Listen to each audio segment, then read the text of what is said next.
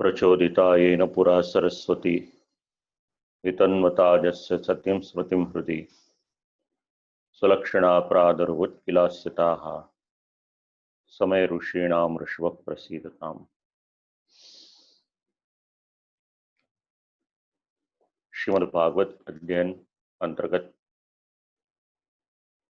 द्वितीय स्कंद 9मो अध्याय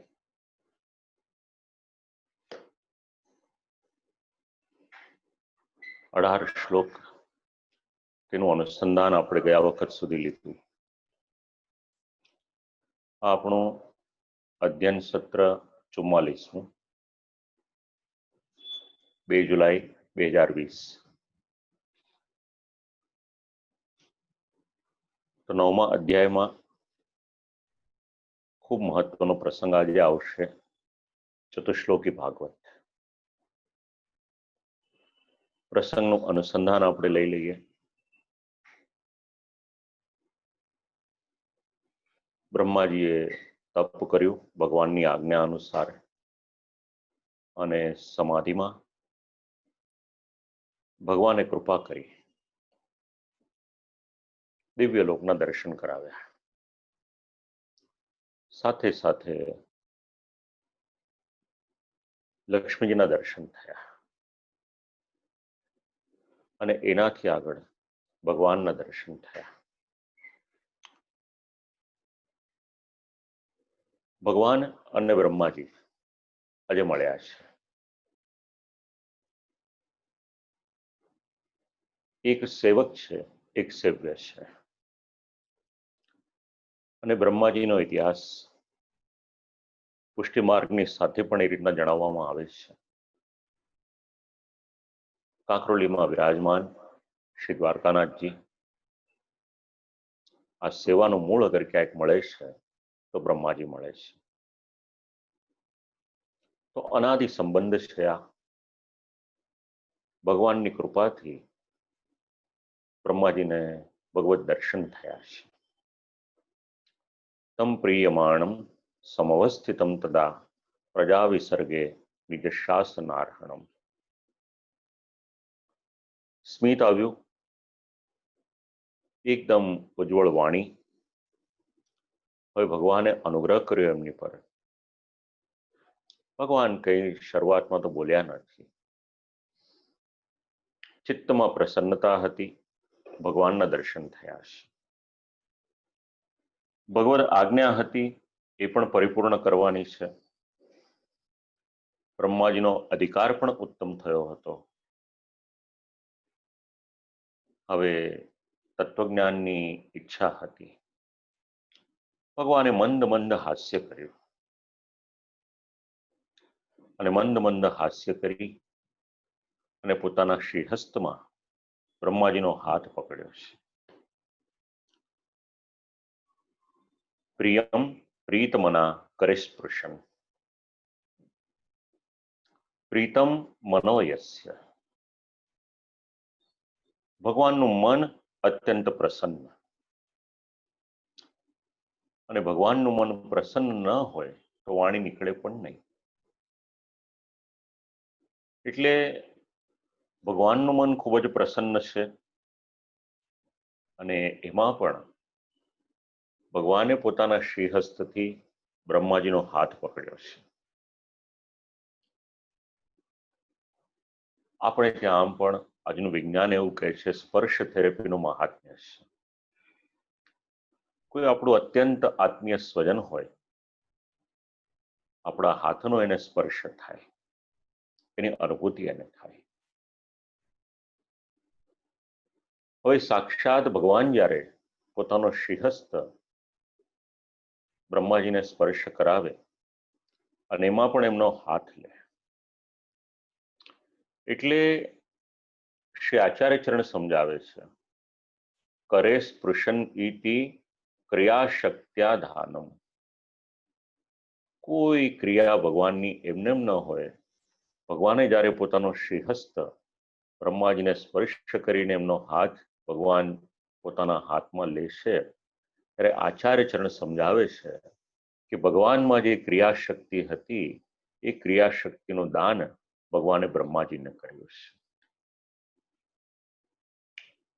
જો આ હાથથી કંઈક કરવાનું સામર્થ્ય પ્રાપ્ત થયું હોય તો ભાગવતના આ શબ્દો યાદ રાખજો.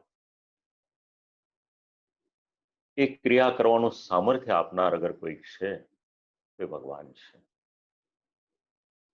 ભગવાન જેની પર અનુગ્રહ કરે એના હાથમાં પોતાની ક્રિયા શક્તિનું સામર્થ્ય આપે છે અને એ સામર્થ્ય દ્વારા એ જીવ અનેક ગણું કાર્ય કરી શકે છે. તો ભગવાનની કૃપાથી જો આવી ક્રિયા શક્તિ મળી હોય, સેવા કરો તો ઉત્તમ છે. કદાચ ન કરી શકો તો એટલીસ્ટ આ બે હાથ જોડી અને પ્રભુને નમસ્કાર અવશ્ય કરજો, પ્રભુને પ્રણામ કરજો. જે ક્ષેત્રમાં હો, કાર્ય તો આપણે આપણા હાથથી કરવાનું છે. કેટલા સુંદર આપણને શબ્દ શ્રી આચાર્ય ચરણ સમજાવે છે. ક્રિયા શક્ત્યાધાનમ. ભગવાને પોતાની ક્રિયા શક્તિ બ્રહ્માજીમાં દાખલ કરી છે. ગુરુ પરંપરામાં પણ આ જ વાત છે. શિષ્ય જ્યારે ગુરુના ચરણને સ્પર્શ કરે છે ત્યારે ગુરુના ચરણમાંથી તેજ એ શિષ્યના હાથમાં થઈ એના શરીરમાં દાખલ થાય છે. ગુરુ જ્યારે શિષ્યના મસ્તક ઉપર પોતાનો હસ્ત પધરાવે છે ત્યારે ગુરુનો હાથ ગાયત્રીનો જપ કરે, દ્વાદશાક્ષર મંત્ર, અષ્ટાક્ષર મંત્રના જપ કરે, યજ્ઞયાગ કરે અને પુષ્ટિમાં હોય તો સેવા વગેરે કરે. આ સિદ્ધ થયેલો હસ્ત હોય એ જ્યારે સેવકના શિષ્યના માથા પર પધરાવે છે ત્યારે આ દિવ્ય તેજ છે એની અનુભૂતિ થાય છે. બ્રહ્માજી આ અનુભવ્યું છે. જ્ઞાન શક્તિ વાક્ય દ્વારા પ્રાપ્ત થાય એ બ્રહ્માજીને પ્રાપ્ત થશે અને ક્રિયા શક્તિ એ ભગવાનના શ્રીહસ્તના દ્વારા. અને એનું પરિણામ શું આવશે?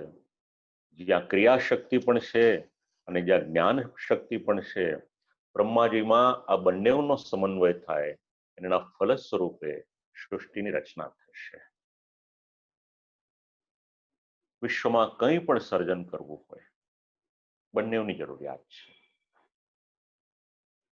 જ્ઞાન શક્તિ પણ જોઈશે અને ક્રિયા શક્તિ પણ જોઈશે. એકલી ક્રિયા શક્તિ હશે અને જેને માર્ગદર્શન આપનાર જ્ઞાન નહીં હોય તો પણ મુશ્કેલી થશે, અને એકલું જ્ઞાન હશે અને જો ક્રિયા શક્તિ નહીં હોય તો પણ મુશ્કેલી થશે. આ ભાગવતના સિદ્ધાંતો છે. જીવનમાં બંનેનું બેલેન્સ હોવું એ ખૂબ જરૂરી છે. બંનેનો સમન્વય કરીને ચાલીએ તો સમજવાનું કે શ્રી ઠાકોરજીના આશીર્વાદ છે. આપણે ભગવાને બોલવાની શરૂઆત કરી, બ્રહ્માજી ત્વયાહમ તોષિત સમ્યક વેદ ગર્ભ શુશ્રૂષયા ચિરમૃતેન તપસા દુસ્તોષક કુટયોગી નામ. ભગવાન કોની પર પ્રસન્ન થાય? ભાગવતનો આ શ્લોક સમજાવે છે. ત્વયાહમ તોષિત સમ્યક, વેદ ગર્ભ એ બ્રહ્માજીનું નામ છે કે તમારી પર હું ખૂબ પ્રસન્ન થયો. અને શબ્દો પર શ્રી મહાપ્રભુજી ખૂબ સુંદર એક સિદ્ધાંત સમજાવે છે. અયમ એવાસ્મિન શાસ્ત્રે મુખ્ય સિદ્ધાંત. શ્રી આચાર્ય ચરણ આજ્ઞા કરે છે કે આ જ ભક્તિશાસ્ત્રનો મુખ્ય સિદ્ધાંત છે. અને જ્યારે મુખ્ય સિદ્ધાંત કહેતા હશે તો એ સિદ્ધાંતનું મહત્વ કેટલું હશે એનો વિચાર કરો. તો કયો સિદ્ધાંત શ્રી આચાર્ય ચરણ સમજાવે છે આ શ્લોક પર? યો ભગવત કર્તવ્યમ કરોતિ મહતા પ્રયત્નેન સમુખ્યઃ યસ્તુ ભગવત સેવામ કરોતિ સમધ્યમાઃ યસ્તુ સ્વાર્થમ ભગવંતમ સેવતે સો અધમ ઇતિ. 3 કક્ષા પાડે છે. એક ઉત્તમ છે, એક મધ્યમ છે અને એક અધમ છે. તો શ્રી આચાર્ય ચરણ ઉત્તમ કક્ષામાં કોને મૂકે છે? યો ભગવત કર્તવ્યમ કરોતિ મહતા પ્રયત્નેન સમુખ્યા, જે ખૂબ પ્રયત્ન કરી અને ભગવાનનું કર્તવ્ય કરે છે. એટલે ભગવાને એને જે કાર્ય સોંપ્યું છે એ કાર્ય એ જીવ કરે છે. શ્રી આચાર્ય ચરણ આજ્ઞા કરે છે, ખૂબ પ્રયત્ન કરી અને ભગવાનનું કર્તવ્ય કરે એ મુખ્ય છે, જીવનમાં ઉતારવા જેવું છે. જે કાર્ય આપણે કરતા હોઈએ એ કાર્ય ભગવાને સોંપેલું છે, આ દ્રષ્ટિકોણ તમારે ને મારે અપનાવવાનો. કથા કેવળ કરવા પૂરતી નહીં, પણ ભગવાને આ કાર્ય સોંપ્યું છે, ભગવાને આ સેવા સોંપી છે, એ પ્રમાણે કાર્ય કરીએ તો શ્રી ઠાકોરજી પ્રસન્ન થશે. ભગવાનની પ્રસન્નતા સરળ નથી. કૃપાથી તો બધું પ્રાપ્ત થાય એ તો સ્વમાર્ગીય સિદ્ધાંત છે જ, પણ જીવનું કર્તવ્ય છે કે એટલીસ્ટ એ પ્રયત્ન તો કરે. બ્રહ્માજીએ તપ કર્યું છે. ભગવાન એમને એમ કોઈનો હાથ નથી પકડતા. બ્રહ્માજીએ તપ કર્યું, ભગવાને અનુગ્રહ કર્યો. તો એક સિદ્ધાંત આપ્યો, ભગવાને સોંપેલી સેવા કે ભગવાને સોંપેલું કાર્ય પૂર્ણ રીતે ખૂબ પ્રયત્નપૂર્વક એને પરિપૂર્ણ કરે તો સમજવું કે આ ઉત્તમ અધિકાર વાળો અથવા તો મુખ્ય છે. બીજો અધિકાર, યસ્તુ ભગવત સેવામ કરોતિ. ભગવાને કાર્ય સોંપ્યું છે એ નથી કરતો, પણ કેવળ સેવા કરે છે. તો શ્રી આચાર્ય ચરણ પોતાના મુખ્ય સિદ્ધાંતમાં એવું સમજાવે છે કે ભગવાનની જ સેવા કરે છે તો એ મધ્યમ છે. અને ત્રીજી વાત સમજાવી, યસ્તુ સ્વાર્થમ ભગવંતમ સેવતે. સકામ ભક્ત, કોઈ પણ પ્રકારનો સ્વાર્થ હોય અને સ્વાર્થ માટે જે ભગવાનની સેવા કરે એ કેવો છે? સો અધમ ઇતિ, અધમ કક્ષાનો છે. નિર્ણય આપણે કરવાનો, શું કરવું છે એ નક્કી આપણે કરવાનું. કાર્યમાંથી આપણે પરવારી ગયા હોઈએ, કેવળ અને કેવળ ભગવત સેવા કરીએ બરાબર છે, પણ જ્યાં સુધી ભગવાને આપણને કાર્ય કરવાની જવાબદારી સોંપી છે ત્યાં સુધી કાર્ય પણ કરીએ અને સાથે સાથે સેવા પણ કરીએ એ ઉત્તમ છે. આગળ આપણે વિચાર કર્યો હતો, શરીરની દરેક ઇન્દ્રિયો પ્રભુમાં જોડાય એ જરૂરી છે. બ્રહ્માજી પર પ્રભુની પ્રસન્નતા છે. હવે બ્રહ્માજીને માટે શબ્દ પ્રયોગ કર્યો છે વેદ ગર્ભ. તો વેદ ક્યાં હતા? બ્રહ્માજીના ગર્ભમાં હતા. વેદનું તાત્પર્ય શું? તો ભગવાનનું કાર્ય કરવું. વેદા ગર્ભે યસ્ય વેદ ગર્ભઃ. વેદાનામ ઇદમેવ તાત્પર્યમ યદ ભગવત કાર્ય કર્તવ્યમ ઇતિ. તો બ્રહ્માજી વેદ ગર્ભ, બ્રહ્માજીના હૃદયમાં પણ વેદ સ્થિર થયેલા છે. જે વસ્તુની સાથે આપણે જોડાઈએ એ વસ્તુને પોતાના હૃદયમાં વસાવીએ, જો એ વસ્તુ અલૌકિક હોય તો. આપણા પ્રભુ અલૌકિક છે, તેમનું સ્થાન ક્યાં? એમનું સ્થાન આપણા હૃદયમાં. બ્રહ્માજીએ હૃદયમાં વેદને પધરાવ્યા છે અને સૃષ્ટિ કરવાની ઈચ્છાથી મનમાં પ્રસન્નતા છે. અને સાથે સાથે હવે ભગવાન પ્રસન્ન થયા અને ભગવાને આજ્ઞા કરી કે ઘણા વર્ષો સુધી તમે તપ કર્યું, એના કારણે હું પણ પ્રસન્ન થયો છું. શુશ્રૂષા, હવે એક જ તપ, મધ્યમાં બીજો પ્રયત્ન ન કરતા સંગાતનો શોષ કરીને અધિકાર સંપાદન કરી આપે, એનાથી ભગવાન પ્રસન્ન થયા છે. જીવનમાં એક ધ્યેય હોવું જરૂરી છે. ધ્યેય શૂન્ય જીવન રાખીશું તપ તો ચાલુ રહેશે, પણ 4 જગ્યાએ આપણું મન ભટકશે તો કેટલા કાર્ય પરિપૂર્ણ કરી શકીશું એ પ્રશ્ન છે. એની કરતા એક જ ધ્યેય છે અને એ જ ધ્યેય પ્રમાણે મારું જીવન ચાલે છે.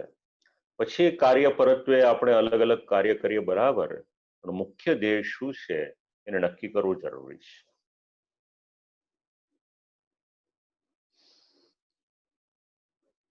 તપનું સ્વરૂપ તો ભગવાન કહે છે કે આગળ જણાવીશ. હવે ચિરમૃતેન તપસા પ્રસન્ન તો થયા. હવે એક શબ્દ પ્રયોગ કર્યો છે અહીંયા, કુટયોગી નામ. એક શબ્દ આપણે સાંભળ્યો હતો કુયોગી, બીજા સ્કંદના 4થા અધ્યાયમાં. અહીંયા આગળ શબ્દ પ્રયોગ કર્યો છે બીજા સ્કંદના 9મા અધ્યાયના 19મા શ્લોકમાં, કૂટયોગી. તો કૂટયોગી કોને કહેવાય? અતો એ ભગવત કાર્યમ ન કુર્વંતી તે તપસ્વીનો ન ભવંતી. તપસ્વીની વેશભૂષા પહેરી છે, પણ જો એ વેશ પરિધાન કરી અને જો ભગવાનનું કાર્ય નથી કરતા તો શ્રી આચાર્ય ચરણ સમજાવે છે કે ભગવાનનું કાર્ય ન કરે એને તપસ્વી ન કહેવાય. તેષામ યોગે તપસો ભાવાત શૂન્ય એવ સ યોગસ્તપઃ સહિત ઇતિ. હવે વેશ તો પરિધાન કર્યો છે, એમના યોગમાં તપ સહિત છે, પણ એ તો ભ્રમ છે. હવે આવી જે વ્યક્તિ હોય પછી સંન્યાસીનો વેશ પણ પરિધાન કરે તો શ્રી આચાર્ય ચરણ કહે છે કે તપસ્વી નહીં, એ તો કૂટયોગી છે. પ્રભુ પ્રસન્ન થયા છે અને ભગવાન જેની પર પ્રસન્ન થાય છે એને આપવામાં કોઈ કચાશ છોડતા નથી. આપણું પાત્ર ઓછું પડે કારણ કે આપણી બુદ્ધિની એક સીમા છે. ભગવાને પૂછ્યું અહીંયા બ્રહ્માજીને, વરમ વરે ભદ્રમ તે. બ્રહ્માજી તમારું કલ્યાણ થાય. વરેશમ અભિવાંચિતમ, તમારા મનમાં જે પણ ઈચ્છા હો એ ઈચ્છા એ તમે કહો, તમે માંગો મારી પાસે. બ્રહ્મન શ્રેય પરિશ્રામ પુંસામ મદદર્શનાવતી. શેને માટે પરિશ્રમ ઉઠાવો? એ ક્યાં સુધી? મારું દર્શન થયા પછી કોઈ પણ પ્રકારના પરિશ્રમની જરૂરિયાત રહેતી નથી. ભગવાનના દર્શન ખૂબ જ મુશ્કેલીથી થાય છે. બે શબ્દ વિચારવા જેવા છે અહીંયા, શ્રેય અને દર્શન. પહેલા સ્કંદના પહેલા અધ્યાયમાં શ્રેય શબ્દ સમજાવ્યો હતો. અનેક પ્રકારના શ્રેય, અનેક પ્રકારના કલ્યાણ, પણ એમાં ઉત્તમમાં ઉત્તમ કોઈ હોય તો નિરતિશય કલ્યાણ, કે જેને માટે વિનંતી કરી હતી પહેલા સ્કંદમાં પહેલા અધ્યાયમાં શૌનક વગેરે ઋષિમુનિઓએ કે નિરતિશય કલ્યાણ એ પ્રાપ્ત કઈ રીતે થાય.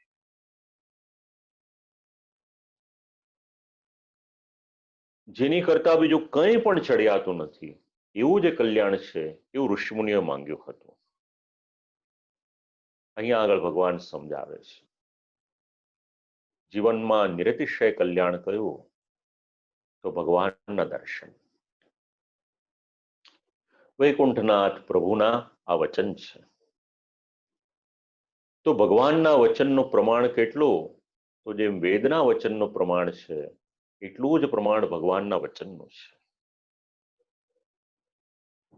એટલે જેમને પણ ભગવાનના દર્શન થાય એને ઉત્તમ કક્ષાનું નિરતિશય કલ્યાણ જે છે એની પ્રાપ્તિ થઈ જાય. દર્શન શેને માટે કરવાના? જેમ જેમ આપણે દર્શન કરીએ એ મનના રાગ દ્વેષ છૂટવા જોઈએ. જો ભગવાનના દર્શન કરી અને મનના રાગ દ્વેષ ન છૂટે તો સમજો કે આપણી ભક્તિમાં કંઈક ખામી રહેલી છે. કેટલો બધો મહિમા છે ભગવાનના દર્શનનો. ઘરે બિરાજતા શ્રી ઠાકોરજીના દર્શન કરો કે કોઈ નંદાલયમાં, કોઈ હવેલીમાં, કોઈ મંદિરમાં પ્રભુના દર્શન કરો, દર્શનનો ખૂબ મહિમા છે. નવદા ભક્તિમાં આપણને દર્શન ભક્તિ નથી મળતી, એ છતાં પણ દર્શનનો મહિમા છે. અને ભગવાનના દર્શન કરીએ તો દર્શન કર્યા છે એનું પ્રમાણ આપણને શું મળે? તો જીવનમાં રહેલો રાગ દ્વેષ દૂર થતો જાય તો સમજજો કે જે દર્શન કર્યા છે એ સાર્થક છે. નહીતર તો પછી ક્રિયા માત્ર થઈ જશે. તો કેવળ ક્રિયા કરવી કે પછી દર્શન કરીને જીવનમાં આગળ વધવું એ નિર્ણય આપણે કરવાનો છે. ભગવાન આજ્ઞા કરે છે કે બ્રહ્માજી, સૃષ્ટિ ચલાવવાને માટે મેં તમને ઉત્પન્ન કર્યા છે, અને મેં તમને ઉત્પન્ન કર્યા માટે સમય જશે, લોકો તમને પિતામહના નામથી ઓળખશે. મનીષિતાનુભાવોયમ મમ લોકાવલોકનમ યદ પશ્યુત્ય રહસી ચકર્થ પરમમ તપાહ. તમને મારા લોકનું જે દર્શન થયું એ તમારા તપનું ફળ નથી. હા, એવી ભ્રાંતિમાં રહેશો નહીં. વિચારવાનું છે તમારે ને મારે. કેવળ તપ કરીએ તો ફળ મળે, અને કેવળ તપનું જ ફળ છે એવી ભ્રાંતિમાં રહેવાની જરૂર નથી. શ્રીમદ ભાગવતમાં અહીંયા પણ પ્રમાણ મળે છે, અને કરદમ ઋષિના ચરિત્રમાં પણ પ્રમાણ મળે છે.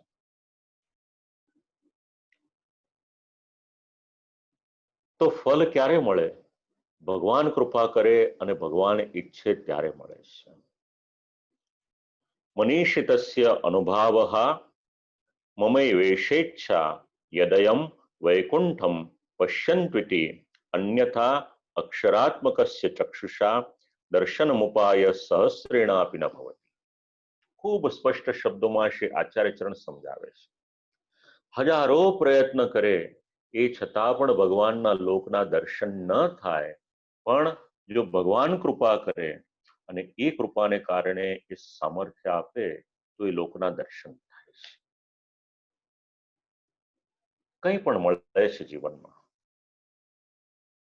એમાં ભગવાનની કૃપા એ અતિ મહત્વનું પરિબળ છે. તો ભગવાન આજ્ઞા કરે છે કે મારી ઈચ્છા થઈ અને મારી ઈચ્છાને કારણે તમને મારા લોકના દર્શન થયા. જો હું ઈચ્છત નહીં તો તમે હજારો પ્રયત્ન કર્યા હોત, એ છતાં પણ મારો લોક હું દેખાડત નહીં. તપ અને ઈચ્છા એ બંને ભગવાનની શક્તિઓ. સર્વાસામ શક્તિનામ મધ્યે ઈચ્છા શક્તિ ઉત્કૃષ્ટા. અનેક શક્તિઓ છે, પણ આ બધી જ શક્તિઓમાં શ્રી આચાર્યચરણ પરિચય કરાવે છે કે ઈચ્છા શક્તિ જે છે એ ઈચ્છા શક્તિ ખૂબ ઉત્કૃષ્ટ છે. જીવનમાં અપનાવવા જેવા શબ્દો છે. બે વાત જાણવા મળશે આપણને. એક પિંગલાનું ચરિત્ર વાંચીએ તો એવું કહે છે, આશા હિ પરમમ દુઃખમ નૈરાશ્યમ પરમમ સુખમ. અને અહીંયા આગળ શબ્દ આપ્યા છે ઈચ્છા શક્તિ. તો કોઈની પણ આશા રાખવી એ જીવનમાં દુઃખ સમાન છે, પણ કોઈ સત્કર્મ કરવું હોય એના માટે જો આપણી ઈચ્છા શક્તિ હશે તો અહીંયા આગળ આજ્ઞા આપી કે એ ઉત્તમમાં ઉત્તમ શક્તિઓમાંની એક શક્તિ છે. અને શાસ્ત્ર અનેક વખત એવી આજ્ઞા કરે છે, જે પ્રમાણે આપણા મનના વિચારો હશે એ પ્રમાણે આગળની પ્રક્રિયાઓ થશે. સારી ઈચ્છા શક્તિ હશે, પરિણામ એવું આવશે.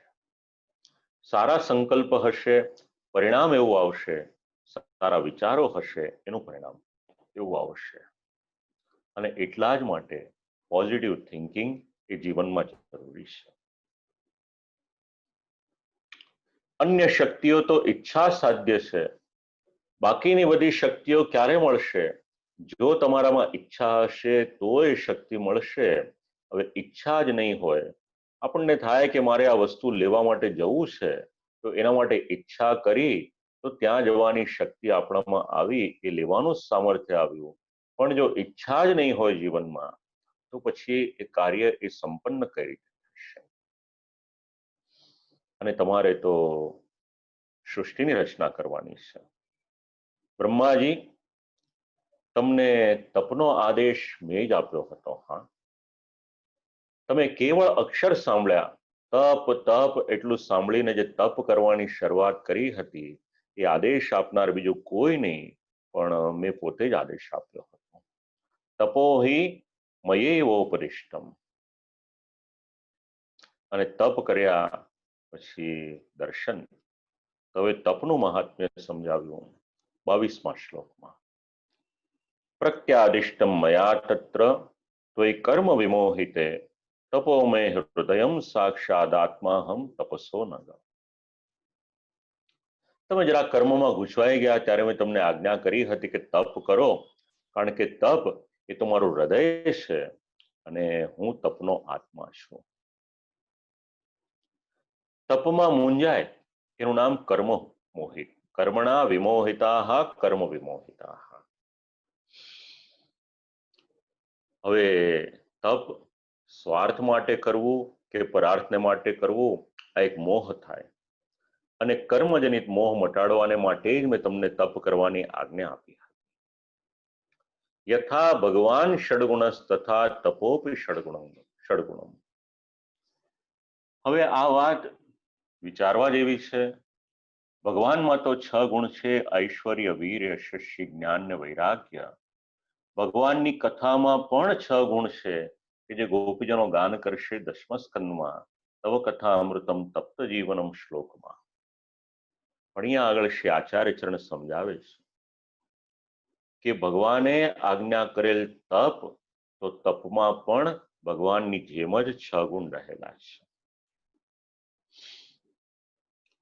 અને તપથી એ કાર્ય સિદ્ધ થાય તો પછી ભગવાનનું શું કામ? તો તપના 6 ગુણો, તપ એ ભગવાનની અંતરંગ શક્તિ છે.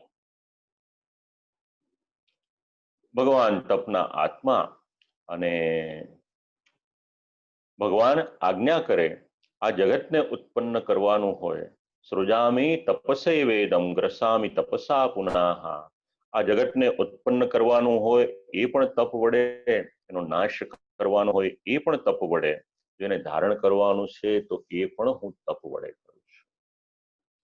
તમારા ને મારા જીવનમાં પણ તપનું ખૂબ મહત્વ છે. કોઈ પણ કાર્ય કરવું હશે, કથા કરવી હશે તો પણ તપ જોઈશે, અને કથા સાંભળવી હશે તો પણ તપ જોઈશે. બોલવું જેટલું અઘરું છે એવી રીતે સાંભળવું પણ અઘરું છે.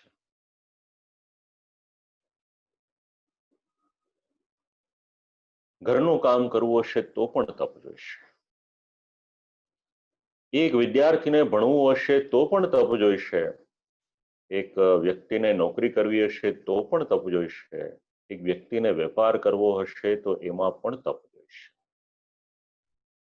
જીવનના દરેક કાર્યની સાથે આપણે આ તપને જોડી શકીએ એટલું મહત્વનો આ શબ્દ છે, એ તપ છે. ભગવાન સ્વયં આજ્ઞા કરે.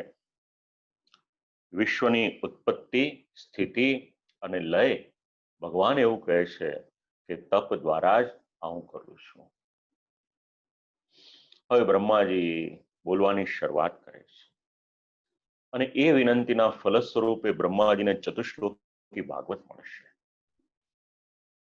ભગવાનને વિનંતી કરતા બોલ્યા, ભગવન સર્વભૂતાના મધ્યક્ષો ઉપસ્થિતો ગુહામ. પ્રભુ, સર્વભૂતોના હૃદયાકાશમાં આપ બિરાજમાન છો, કોઈ રોકી ન શકે.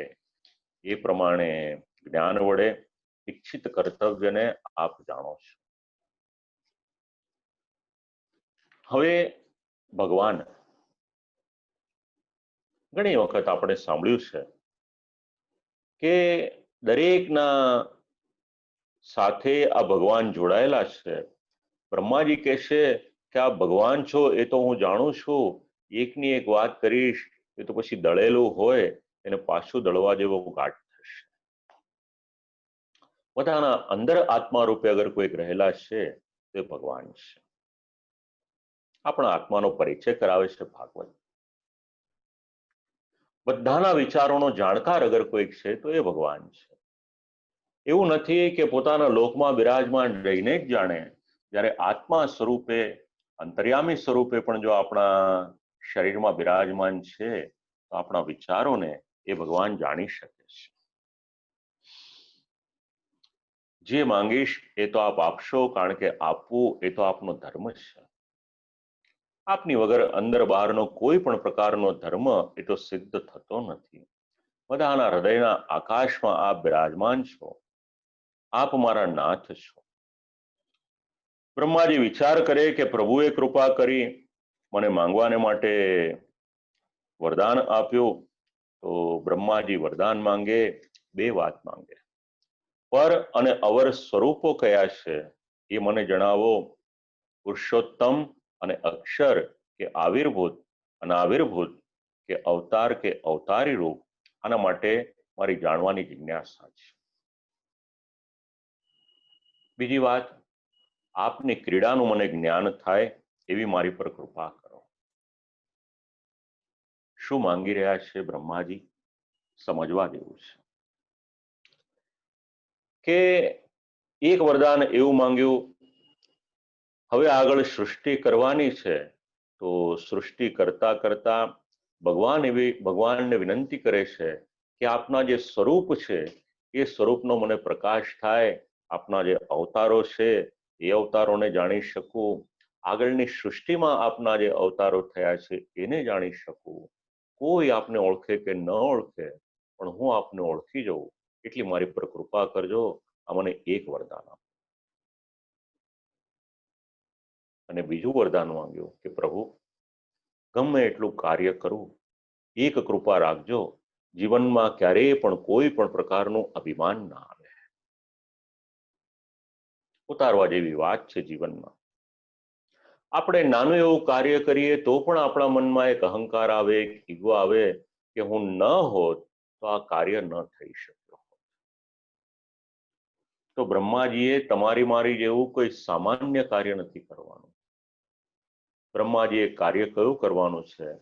આખી જ સૃષ્ટિની રચનાનું કાર્ય બ્રહ્માજીએ કરવાનું છે. અને આટલું ભગીરથ કાર્ય કરે તો મનમાં અભિમાન આવી જાય. બ્રહ્માજી જાણતા હતા, એટલે પ્રભુના શ્રી ચરણમાં વિનંતી કરી કે પ્રભુ, વરદાન આપવું છે તો એટલું આપો કે આટલું બધું જ આપની કૃપાથી હું સંપાદિત કરું ને એનું રચના કરી શકું, છતાં પણ જીવનમાં કોઈ પણ દિવસ અભિમાન ના આવે. આ ભાગવતના સિદ્ધાંતો છે. આ ભગવાનના અવતારો, આ ભાગવતના પાત્રો ડગલે ને પગલે તમને ને મને જીવન જીવવાનો દ્રષ્ટિકોણ આપે છે. ભગવાનની કૃપાથી જેટલું કાર્ય થઈ શકે એટલું કરો, પણ જીવનમાં અભિમાન ન કરશો. બ્રહ્માજી વરદાન માંગે છે, એમાંથી આપણને સમજણ મળે છે. ભગવાનને માધવ માધવ લક્ષ્મીના પતિ કયા છે. માં એટલે લક્ષ્મી અને ધવ એટલે એના ધણી, એનું નામ છે માધવ. શિક્ષા અને ગર્વનો અભાવ, આ બે વાત માંગી છે. હવે શિક્ષા આપનાર જે હોય એનું નામ છે શિક્ષક. શિક્ષક ભણાવે. બાલ્યાવસ્થા યાદ આવી હમણાં. સ્કૂલમાં જ્યારે ભણવા જતા હતા, પાટીને પેન ત્યારે હતા, એટલે શિક્ષકની પાસે જઈએ એટલે પાટી ઉપર એકડો લખીને આપે. પછી આપણને કહે કે આને ઘૂંટવાનો છે. આ સુબોધીનજીના શબ્દો છે, આ જીવનની સાથે જોડીને કહું છું. તો જ્યારે એકડો લખેલો હોય, તો જે લખેલું હોય એની પર ઘૂંટવાનું હોય તો પછી બહુ આપણને તકલીફ પડે નહીં. અને જીવનમાં મુશ્કેલી ક્યાં સુધી છે? એકડો ઘૂંટતા આવડે નહીં ત્યાં સુધી જ મુશ્કેલી છે. એકડો ઘૂંટતા આવડી જાય પછી બાકીનું તો બહુ બધું સરળ છે.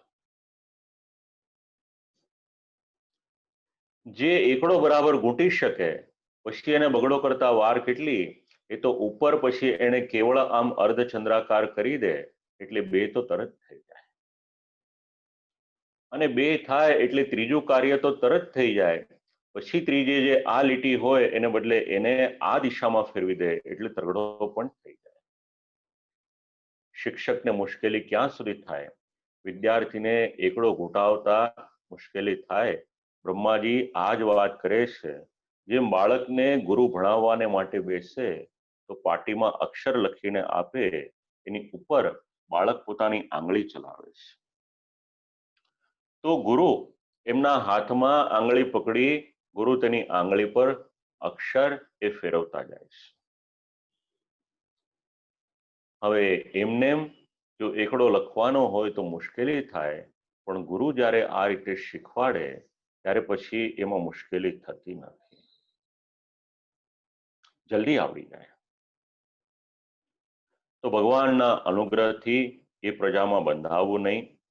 ભગવાને કહ્યું તેનાથી જુદી રીતે વર્તીએ તો આપણને બંધન થાય, પણ જો ભગવાન જે રીતે આજ્ઞા કરે એ રીતે આપણે કાર્ય કરીએ તેમાં પછી બંધન થતું નથી. બ્રહ્માજી વિનંતી કરે કે પ્રભુ યાવત સખા સખ્યુરિવેશ તે પ્રતાહ.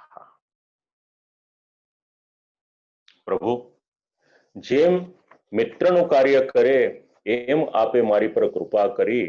હવે જ્યાં સુધી પ્રજાની સૃષ્ટિ કરું એના ભાગ પાડી દઉં અને આપના કાર્યમાં સાવધાન થઈને પ્રવર્તું એવી શક્તિ આપ મને આપો. બ્રહ્માજી કહે છે કે પ્રભુ એક મિત્ર જે રીતે કાર્ય કરે એ રીતે આપે આ મારું કાર્ય કર્યું, ભગવાને મારું કાર્ય કર્યું. અને જ્યારે મિત્ર પોતાના મિત્રને સમાન ગણે છે ત્યારે એને પોતાની જેવો બનાવવાનું સામર્થ્ય પણ રાખે છે. ભગવાનમાં ક્રિયાશક્તિ હતી.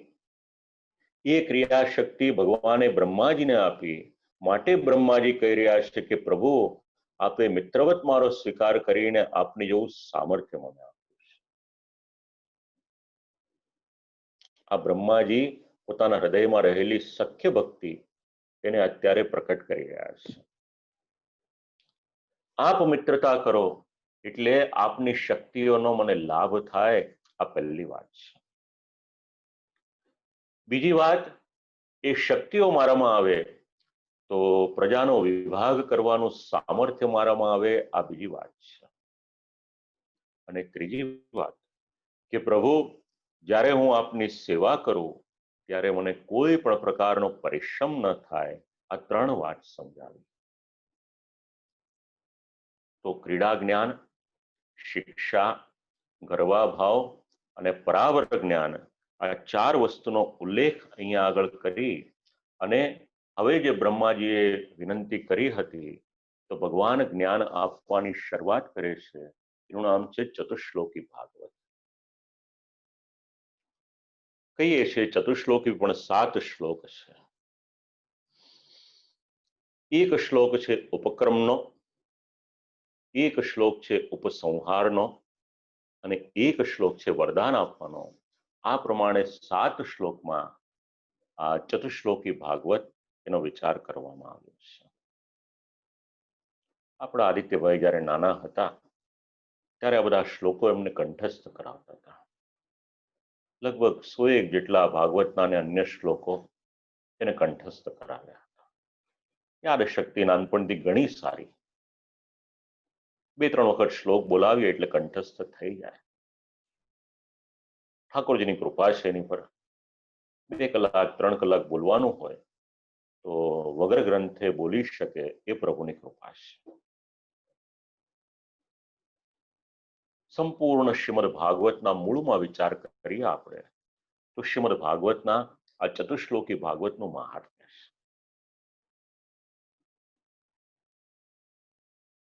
શ્રીમદ ભાગવતમાં વૃત્રાસુર ચતુશ્લોકી, જ્વરસ્તુતિ, અહીંયા આગળ પણ ચતુશ્લોકી, આવી રીતના ઉલ્લેખ આપણને મળે. ભગવાન આજ્ઞા કરે છે જ્ઞાનમ પરમ ગુહ્યમ મે યદ વિજ્ઞાન સમન્વિતમ સરહસ્યમ તદંગમ ચ ગૃહાણ કથિતમ મયા. હું જ્ઞાન આપું આપને. મારું પુરુષોત્તમનું જ્ઞાન પરમ ગુહ્ય છે, વિજ્ઞાન સહિત છે. એના રહસ્ય અને અંગ સહિત હું તમને આપું છું, એને ગ્રહણ કરો. આ ભગવાનનો સ્વભાવ છે. જ્ઞાન આપવામાં ભગવાનનું ખૂબ ઔદાર્ય છે. જો ભગવાને અર્જુનજીને ગીતાજી ના આપ્યા હોત તો આજે આપણી પાસે શ્રીમદ ભગવદ્ ગીતા હોત કે કેમ, એ પ્રશ્ન છે. જો ભગવાને ઉદ્ધવજીને ઉદ્ધવ ગીતા ના આપી હોત તો આજે આપણી પાસે શ્રીમદ ભાગવતનો એકાદશ સ્કંદ હોત કે કેમ, એ પ્રશ્ન છે. અને જો ભગવાને બ્રહ્માજીને ચતુશ્લોકી ભાગવત ના આપ્યું હોત તો જે શ્રીમદ ભાગવતનો રસાસ્વાદ હજારો વર્ષથી શ્રોતા વક્તા લઈ રહ્યા છે એ આપણને મળ્યું હોત કે કેમ, એ પ્રશ્ન છે. આ ભગવાનનો સ્વભાવ છે આપવાનો. અને શું આપે છે? તો જ્ઞાન આપે છે. ખૂબ કિંમત છે જ્ઞાનની. જો લૌકિકનું જ્ઞાન હોય એના માટે આપણે હજારો લાખો રૂપિયા ખર્ચતા હોય તો આ ભગવાનનું જ્ઞાન, અલૌકિક જ્ઞાન, એની કિંમત આપણે કયા રૂપિયા પૈસામાં આપી શકીએ? અશક્ય છે વસ્તુ. ભગવાન આજ્ઞા કરે કયું જ્ઞાન? મેં પુરુષોત્તમસ્ય જ્ઞાનમ તત્પરમ ગુહ્યમ. ભગવાનનું જ્ઞાન છે અને ખૂબ ગુપ્ત ગુહ્ય જ્ઞાન છે. વક્તવ્યમ ન ભવતી. દરેકને કહેવા જેવું નથી, કારણ એનો અધિકારી હોય તો એને કહેવાય. યાદૃશમ મામ પશ્યસી તાદૃશ એવાહમ પુરુષોત્તમઃ. બ્રહ્માજી, જેવો તમે મને અત્યારે દર્શન કરી રહ્યા છો ને, હું એવો જ છું. આ પુરુષોત્તમ સ્વરૂપનું નિરૂપણ ભગવાન અહીંયા આગળ સમજાવે છે. ઇદમેવ મમાદિ રૂપમ અંતિમમ રૂપમ છે.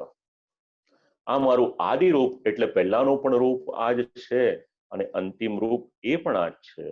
ઇદમ મદન્યઃ કોપી ન જાનાતિ.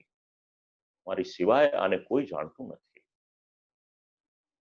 ભગવતો હિ જ્ઞાનમ ગતિરમપી કૃપા વ્યતિરેકેણ ન પ્રાપ્યત ઇતિ સિદ્ધત્વ કારણેન તદાહ ગૃહાણે. સિદ્ધાંત સમજવા જેવો છે. ખૂબ મહત્વની વાત ભગવાન કહી રહ્યા છે. ભગવાનનું જ્ઞાન ક્યારે મળે? કેવળ વાંચવાથી મળે એવું ના માનશો. ભગવાનનું જ્ઞાન ભગવાનની કૃપા થાય ત્યારે મળે છે. વાંચીશું કદાચ તો અક્ષર જ્ઞાન થઈ જશે,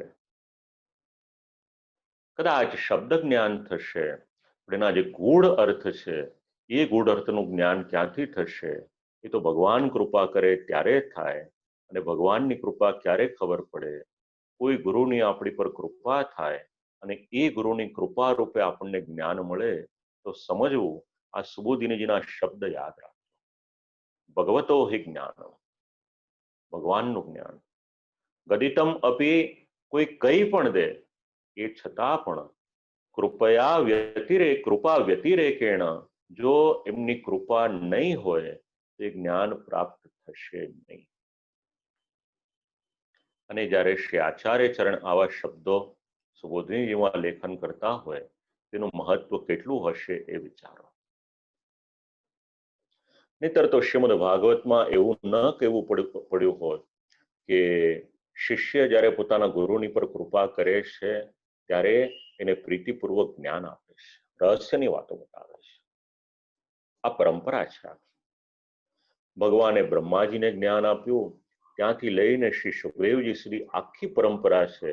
એ ભણવું પડે, ભણીએ તો એ જ્ઞાન આવે છે. ભણતા ભણતા ગુરુજી જ્યારે કૃપા કરે ત્યારે એ જ્ઞાન આવે છે. અને એટલા જ માટે શ્રીમદ ભાગવતના વક્તા બનવાને માટે પણ કેવળ શ્રવણ કરીએ એટલું પર્યાપ્ત નથી. એ જ્ઞાન ગુરુમુખ થાય તો આત્મકલ્યાણ થઈ શકે. નહીતર પછી લોકોને સારું લાગે એવું બોલતા આવડી જાય પણ એનાથી પોતાનું આત્મકલ્યાણ થાય કે કેમ એ પ્રશ્ન છે. અને જો કેવળ ગ્રંથમાંથી જ પ્રાપ્ત કરી લેવાનું હોત તો પછી ગુરુની જરૂરિયાત શું હતી? રવિવારે છે ગુરુ પૂર્ણિમા. કેટલો મોટો દિવસ. શ્રી વેદવ્યાસજીને યાદ કરે આપણે બધા. વ્યાસોચ્છિષ્ટમ જગત સર્વમ એમનેમ નથી કહેવાતું.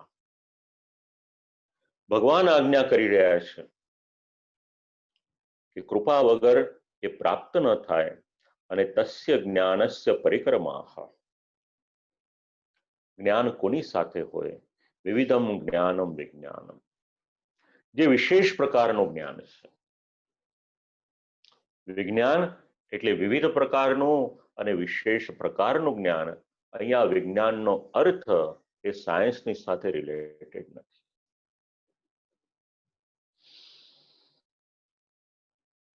યાવાનહમ યથા ભાવો યદ્રૂપ ગુણકર્મકાહ તથૈવ તત્વવિજ્ઞાનમ અસ્તુ તે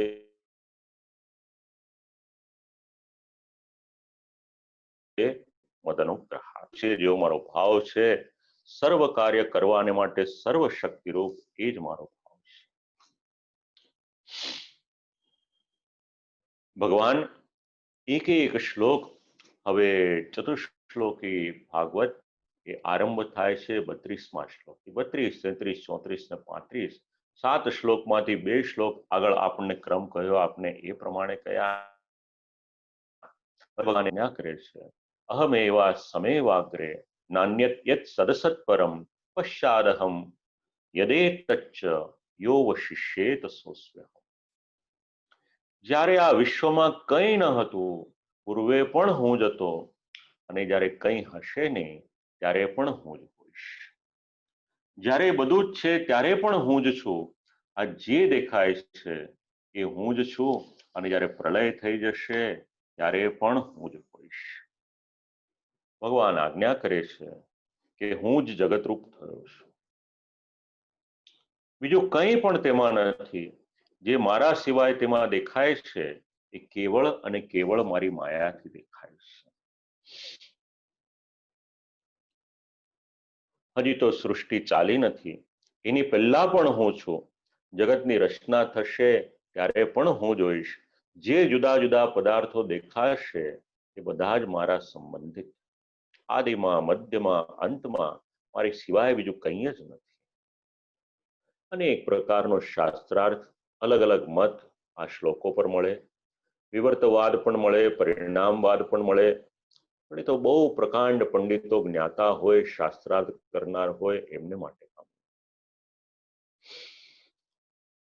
તો ભગવાન આજ્ઞા કરી રહ્યા છે બ્રહ્માજીને કે જે મારા સિવાય એમાં દેખાય છે એ મારી માયાથી દેખાય છે. આ ભગવાનની એક અલૌકિક શક્તિ છે. અને ભગવાનની માયા કાર્ય શું કરે? જે વસ્તુ હોય એને ન દેખાડે અને જે ન હોય એને દેખાડે, એ ભગવાનની માયા. કંઠમાં એક કંઠી પહેરી હોય, કોઈને પૂછીએ આપણે કે આ શું છે, એટલે આપણને જવાબ આપે કે આનું નામ કંઠી. બીજા 10, 20, 30 જણને આપણે પૂછીએ, બધા એક જ જવાબ આપે કે આનું નામ કંઠી. પણ જ્યારે સોનાના વેપારીને પૂછીએ કે આને શું કહેવાય, એટલે આપણને કહેશે કે આનું નામ સોનું. સોનાના વેપારીને એની સાચી ઓળખ છે કે આ સોનું છે.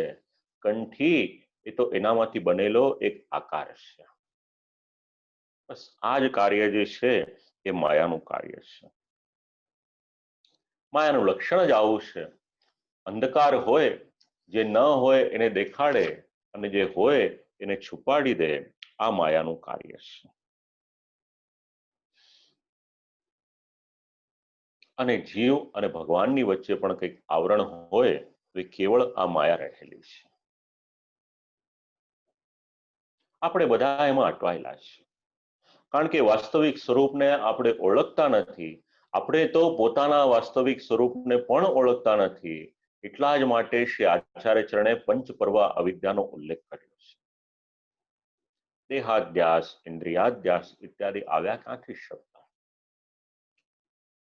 યો અસ્માત પરસ્માત પરાહ, આ બધા શબ્દ સમજાવી રહ્યા છે. પહેલા તો હું હતો એ વાત તો સિદ્ધ થઈ. અમારા મતમાં આવિર્ભાવ અને તિરોભાવ, એ પણ શ્રી આચાર્ય ચરણ અહીંયા આગળ સમજાવે છે કે આવિર્ભાવ અને તિરોભાવ એ તો ભગવાનની શક્તિ છે. આ બધા શ્લોકો સમજવામાં ખૂબ મહત્વના સિદ્ધાંતો શુદ્ધાદ્વૈત બ્રહ્મવાદના આપણને જાણવા મળે. વેદ બ્રહ્મનો પરિચય કરાવે, ધર્મના આશ્રયરૂપ કહે, તો વેદમાં બ્રહ્મને માટે વિરુદ્ધ ધર્માશય એનો પણ આપણને અનુસંધાન લેવું હોય તો એ પણ મળે છે. હાથ પગ પુરુષથી જુદા છે એ છતાં પણ પુરુષ રૂપ ગણાય. બ્રહ્મથી જુદું દેખાતું આખું જે જગત એ બ્રહ્મરૂપ છે. ભગવાન જગતરૂપ છતાં પણ જુદા પુરુષોત્તમ રૂપે છે. સર્વત પાણી પાદાંતમ ઇત્યાદિનું અનુસંધાન શ્રી આચાર્ય ચરણ લેશે. બ્રહ્મનો વિરુદ્ધ ધર્મ છે એનું પણ અનુસંધાન લેશે. તત્પશ્ચાત ઋતેર્થમ યત પ્રતીયેત ન પ્રતીયેત ચાત્મની તદ્વિદ્યાદાત્મનો માયામ યથા ભાસો યથા તમઃ. અર્થ વગરની પ્રતીતિ વગેરેનો ઉલ્લેખ. હવે ભગવદ્રૂપ પ્રપંચમાં જે જગતપણું દેખાય છે એ જીવને મોહ કરનારી માયાનું કાર્ય છે. આગળ માયાનું નિરૂપણ કર્યું કે માયા જીવને મોહ કરાવે, બે રીતે બ્રહ્મ કરે. જે પ્રકાશ કરતી નથી અને જે નથી એ દેખાડે છે, આ માયાનું કાર્ય. તો કોઈક જગતને માયિક પણ ગણે છે, પણ શ્રી આચાર્ય ચરણનો સિદ્ધાંત સમજવો હોય તો શુદ્ધાદ્વૈત બ્રહ્મવાદની કંઈક વાત યાદ આવી આપ લોકોને કહું. આ સિદ્ધાંતો સમજવામાં ઉપયોગી થશે.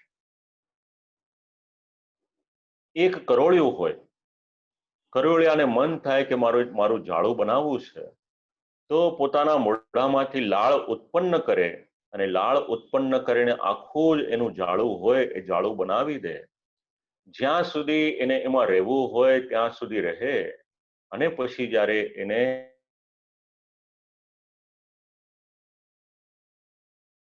એમાં સંકેલવી હોય, જ્યારે જાળું બનાવે છે ત્યારે એનામાં કોઈ પણ ન્યૂનતા આવતી નથી અને જ્યારે એને પાછું સંકેલી લે છે ત્યારે એનામાં વૃદ્ધિ પણ થતી નથી.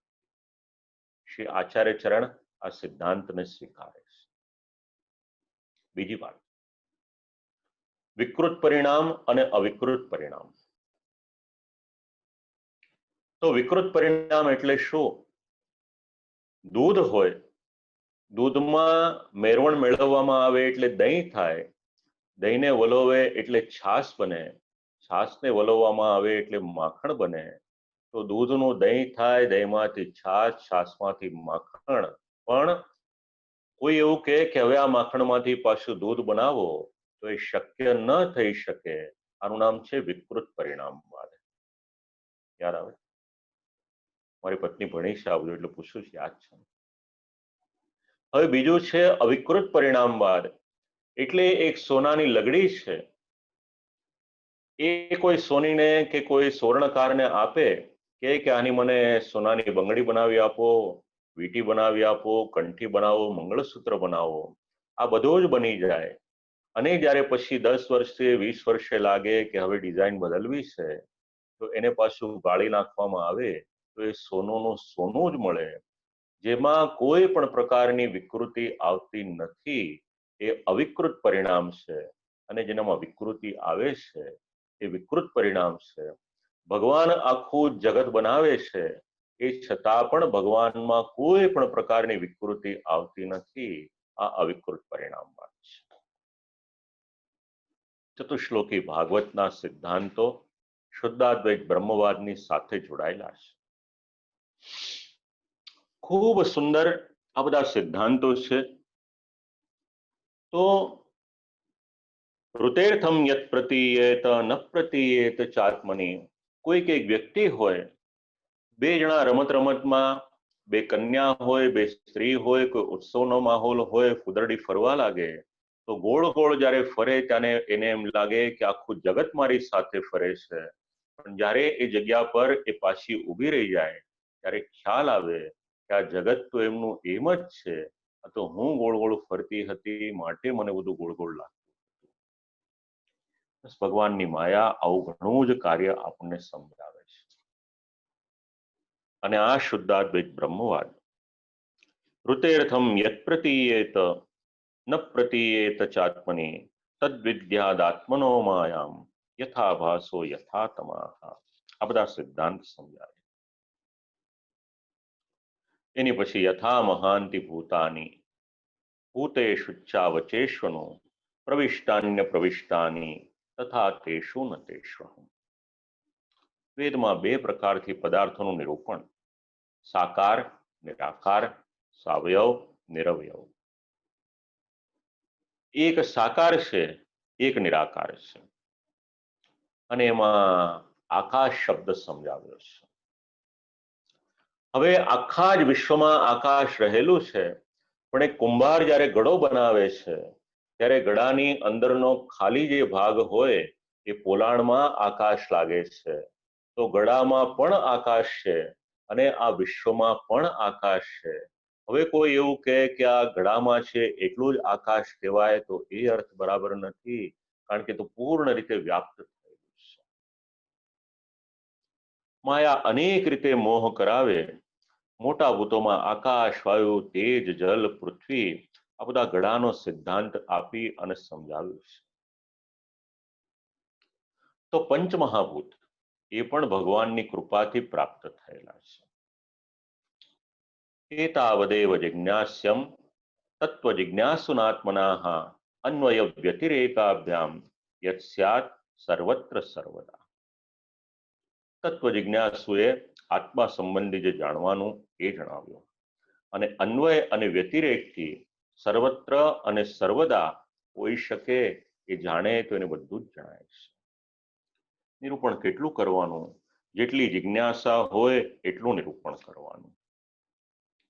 અને જિજ્ઞાસા મુજબનું નિરૂપણ કરે એટલે પ્રમેય જ્ઞાન, પ્રમાણ વૈરાગ્ય, વિષય દર્શિત લીલા, આ બધાનો ઉલ્લેખ કર્યો.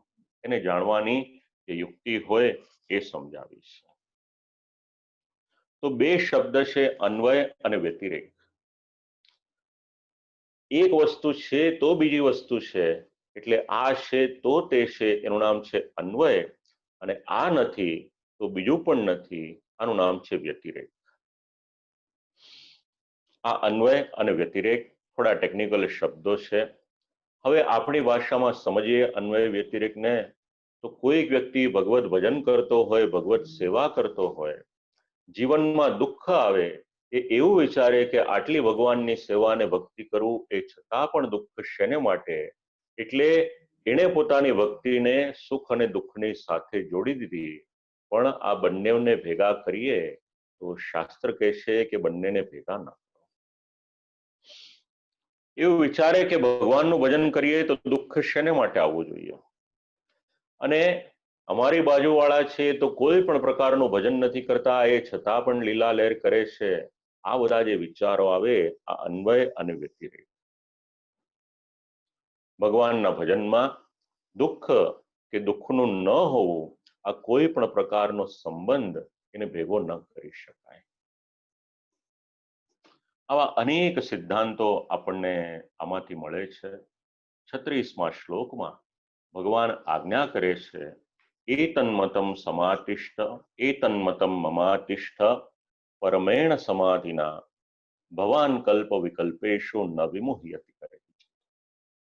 સર્વમ ભગવાન. જે કંઈક છે બધું જ ભગવાન છે. અન્યથા પ્રતીતિર્માયયા, બાકી જે કંઈ દેખાવામાં આવે છે, અન્યથા ભાવ થાય છે, તો માયાને કારણે. સર્વત્ર ભગવાન સર્વલીલા સહિત, આ ભગવાન બધી જ લીલાઓ સહિત જે બધે દેખાય છે એવો ભાવ રાખવો. આ બધું જે છે આ ચતુશ્લોકી ભાગવતમાં ભગવાને બ્રહ્માજીને સમજાવેલું આ દિવ્ય જ્ઞાન છે. તો ભગવાનનું આપેલું આ દિવ્ય જ્ઞાન, જેને ચતુશ્લોકી ભાગવતના નામથી જાણવામાં આવે, જેને પરિચય ન હોય, એને ઘણા બધા ટેકનિકલ શબ્દો એ નવા લાગી શકે, એ છતાં પણ જેટલું પણ સરળ થાય, સમયની સીમામાં એટલું સરળતાથી કંઈક સમજાવવાને માટે પ્રયત્ન કર્યો છે. તો ભગવાને આટલું દિવ્ય જ્ઞાન બ્રહ્માજીને આપ્યું છે, અને 36મા શ્લોક સુધીનો આ જે ક્રમ છે, આજે આપણે અહીંયા સુધીનો ક્રમ રાખીએ.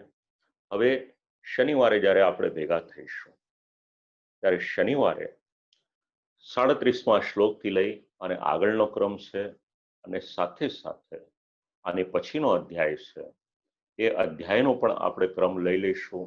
એટલે શનિવાર સુધી દ્વિતીય સ્કંદનો ક્રમ રહેશે અને પછી આવતા મંગળવારથી ભગવાનની જે દિવ્ય લીલા છે, સર્ગ લીલા, એનું આપણે અનુસંધાન લઈશું. તો આજની જે વાણી છે શ્રી ઠાકોરજીના યુગલશ્રી ચરણોમાં સમર્પિત કરી અને અહીંયા આગળ વિરામ લઉં છું. આપ સર્વને ભગવત સ્મરણ એવં ખૂબ ખૂબ હૃદયપૂર્વકના આશીર્વાદ અસ્તુ.